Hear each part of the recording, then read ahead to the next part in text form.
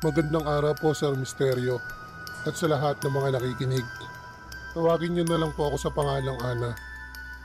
Isa po akong empleyado sa isang kumpanya dito sa Maynila.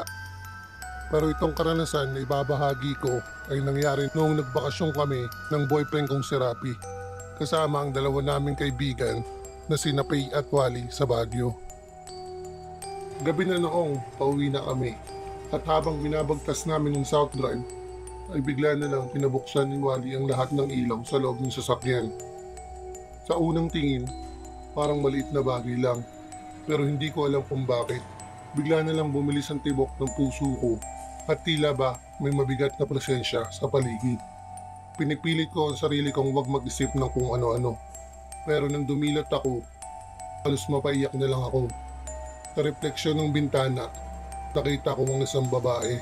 Nakaupo sa likuran mismo ng boyfriend ko. Walang ibang nakaupo roon, kaya alam kong may mali. Hindi ko sinabi agad sa kanila. Dahil ang una kong naisip ay baka may mangyaring masama kay Rapi.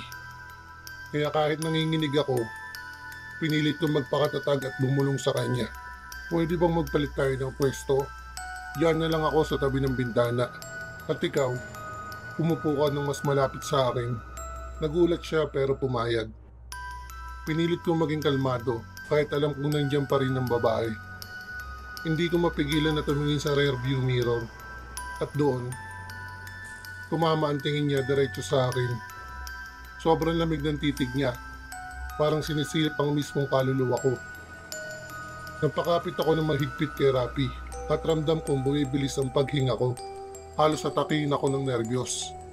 Napansin ni Pay ang kaba ko at tinanong si Wally kung anong nangyayari. Hindi siya sumagot agad.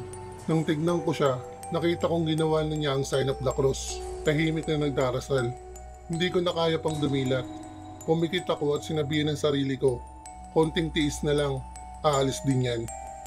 Habang patuloy ang dasal ni Wally, ramdam kong unti-unting nagiging magaan ng hangin sa loob ng sasakyan.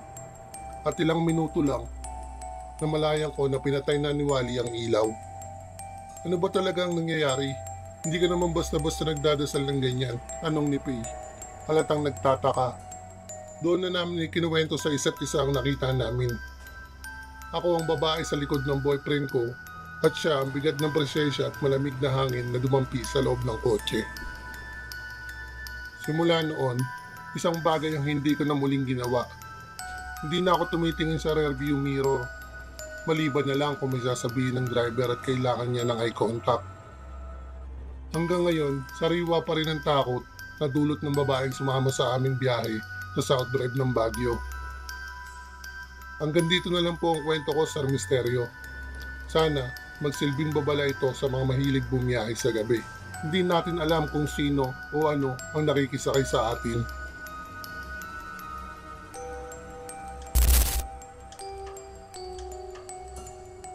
Magandang araw po, Sir Misteryo, at sa lahat ng nakikinig. Tawagin niyo na lang po akong Jomar. Isa po akong delivery rider dito sa Pampanga. Marami na akong nadaan ng kalsada sa gabi. Pero itong ikukwento ko, ang hindi ko makakalimutan. Isang gabi ng 2021, galing ako sa Nueva Ecija. Naghatid ng mga paninda. Madaling araw na, bandang 2:00, at halos walang dumadaan sa highway papunta sa San Miguel. Tahimik maliban sa ingay ng makina ng truck at tunog ng hangin na pumapasok sa bintana. Habang nagmamaneho ako, may nakita akong babaeng nakatayo sa gilid ng kalsada. Puting-puti ang suot at nakalugay ang mahabang buhok. Nakataas pa ang kamay niya, parang nag-aabang ng jeep o tricycle. Napahinto ako, sabi ko sa sarili ko, baka stranded, kawawa naman.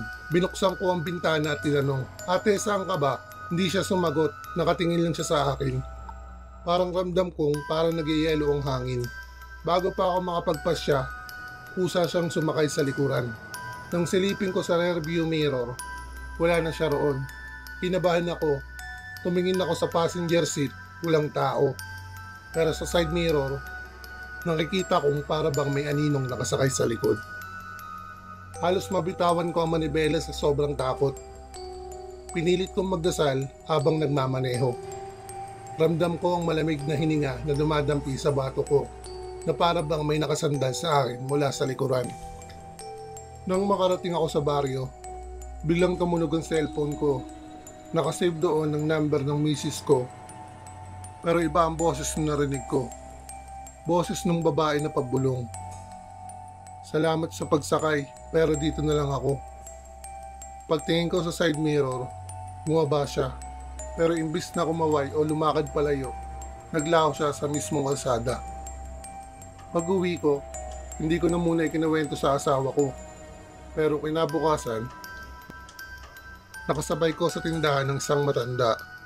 Sabi niya, madalas daw may nagpapakita sa lugar na iyon. Isang babaeng nasawi raw sa aksidente ilang taon na ang nakakalipas. Simula noon, kahit gaano kaaga ang biyahe ko, umiiwas na akong dumaan doon kapag 10 oras ng gabi.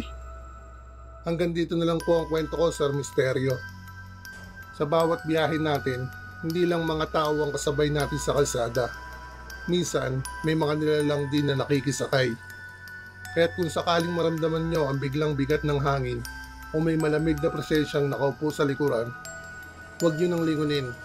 Baka hindi lahat ng makikita nyo ay dapat makita.